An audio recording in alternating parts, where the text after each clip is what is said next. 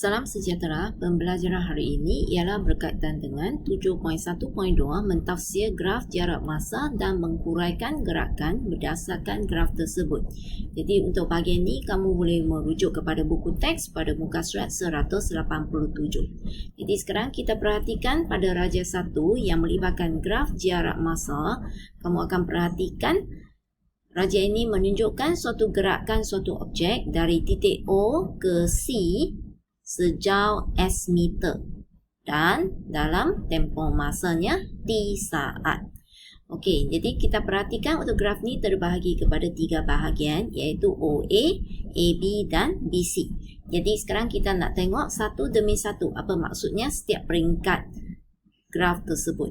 Okey, untuk peringkat OA yang kita perhatikan dia dalam keadaan menaik. Jadi untuk garis lurus yang kamu dah belajar semasa tingkatan 2 dulu, kamu akan perhatikan garis OA kalau ikut arah ini menunjukkan kecerunan adalah positif. Ya.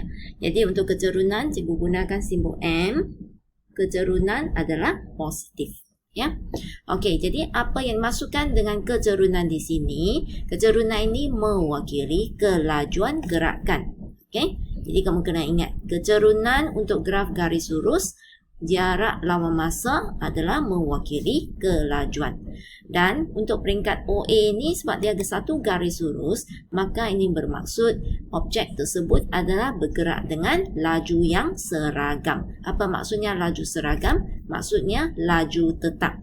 So sepanjang masa tempoh masa T1 saat ini, objek tersebut bergerak dengan laju yang tetap. Ya.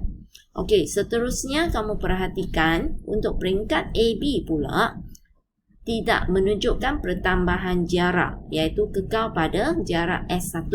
So maksudnya untuk peringkat AB, objek tersebut adalah dalam keadaan pegut, tidak bergerak. Maka kecerunannya adalah sama dengan sifar. Ya. Okey. Untuk peringkat BC pula juga sekali lagi menunjukkan kecerunan yang positif. Jadi maksudnya gerakan ni akan diteruskan sehinggalah ke titik C. Okey. So kalau kamu perhatikan untuk semua peringkat ini yang mewakili OC ni mewakili gerakan sejauh S meter dalam tempoh T saat. Jadi untuk menjawab soalan nanti kamu akan perhatikan kalau kita akan gunakan rumus laju, perhitungan laju iaitu sama dengan perbezaan jarak per dengan masa. Di mana kecerunan suatu garis lurus ialah perbezaan jarak mencancang per dengan jarak mengufuk.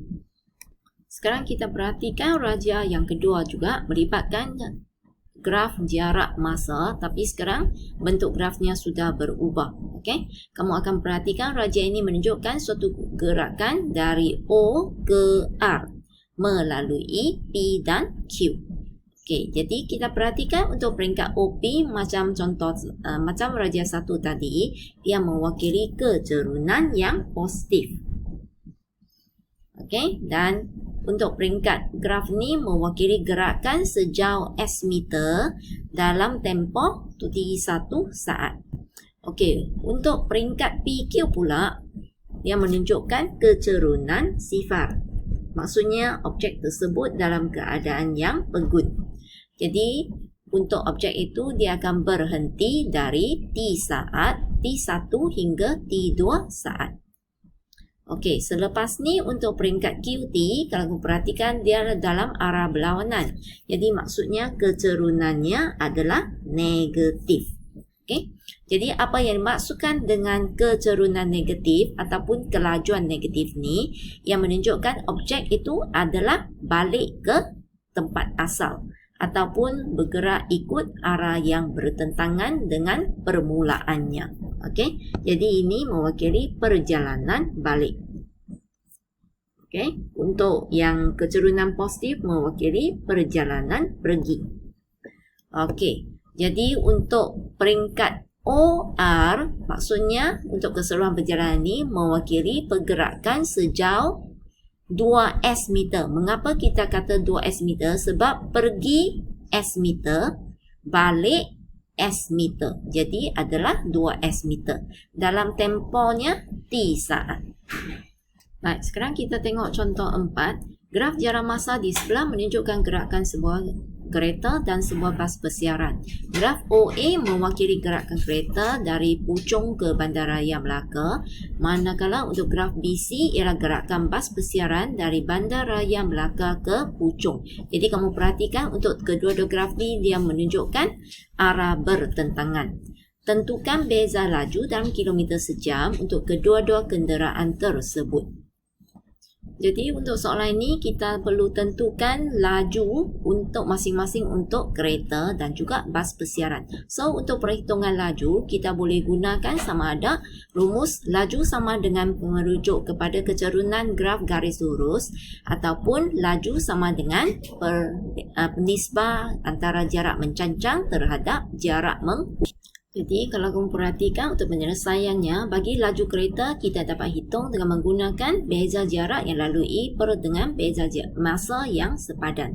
Iaitu kamu boleh rujuk dengan kepada rumus kecerunan garis lurus, ambil koordinat titik 150 tolak 0 bahagi dengan 0, bahagi dengan 2 tolak 0. Sini 2. Okey. Jadi dapatlah 75 km sejam. Ataupun kamu boleh guna terus jarak secara mencancang bahagi dengan jarak mengufuk. Iaitu sama juga 150 bahagi 2. Okey, seterusnya kita hitung juga laju untuk bas persiaran. Jadi sama juga kita boleh rujuk kepada rumus kecerunan garis lurus iaitu ambil koordinat. Okey, jadi Y2 tolak Y1 iaitu 0 tolak 150 bahagi dengan 3 tolak 0. Jadi dapatlah negatif 50 km sejam. Jadi di sini kalau guna perhitungan dengan menggunakan rumus kecerunan, kamu akan dapati ada tanda negatif di sini. Apa maksudnya di sini? Maksudnya dia bas persiaran itu bergerak ikut arah yang bertentangan dengan arah gerakan kereta. Okey, jadi kita boleh abaikan nilai negatif, tanda negatif tersebut semasa kita tuliskan jawapan. Jadi selepas dapat kirakan laju kereta dan laju bas persiaran, kita dapat kirakan beza laju untuk kedua-dua kenderaan, iaitu kita tolak. Maka dapatlah jawapan dia. Sekarang kita teruskan dengan contoh 5. Graf jarak masa di sebelah menunjukkan gerakan sebuah kereta untuk tempoh 4.5 jam. Bahagian A, tentukan untuk bahagian 1, tempoh masa kereta berada dalam keadaan pegun. Jadi untuk keadaan pegun, kita rujuk kepada graf yang diwakili oleh garis lurus secara mengufuk, iaitu pada bahagian jarak yang tetap. Jadi peringkat masanya dari jam yang kedua ke jam yang ketiga. Jadi kita tolaklah untuk dapatkan tempoh masanya. Okey, seterusnya untuk yang kedua, bahagian kedua, laju kereta sejam yang pertama dalam kilometer sejam. Okey, jadi untuk peringkat ini, laju kereta dalam sejam yang pertama. Maksudnya peringkat sini.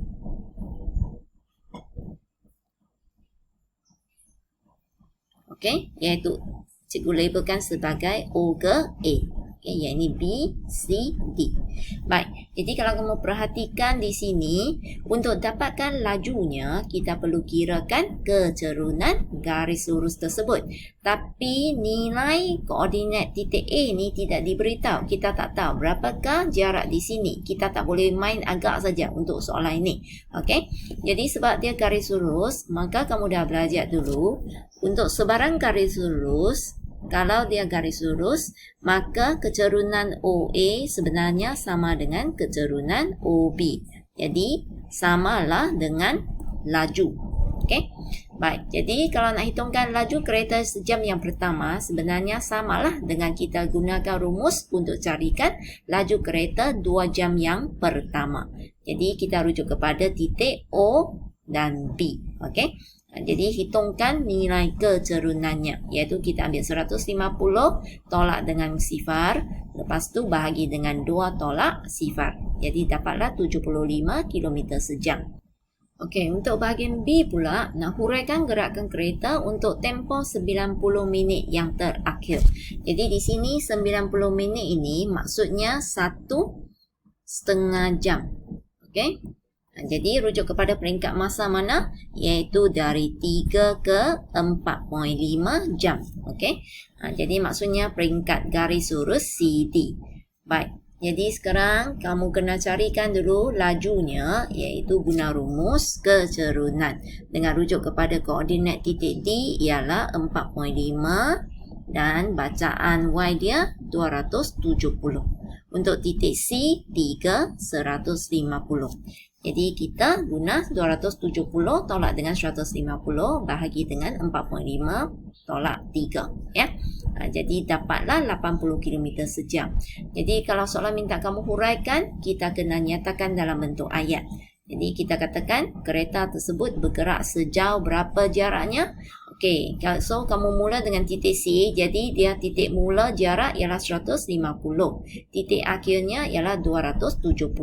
Jadi perbezaan jarak ialah 120 km. Jadi kita tulis bergerak sejauh 120 km dengan kelajuannya berapa, iaitu perhitungan tadi. Untuk tempoh masa 90 minit yang terakhir.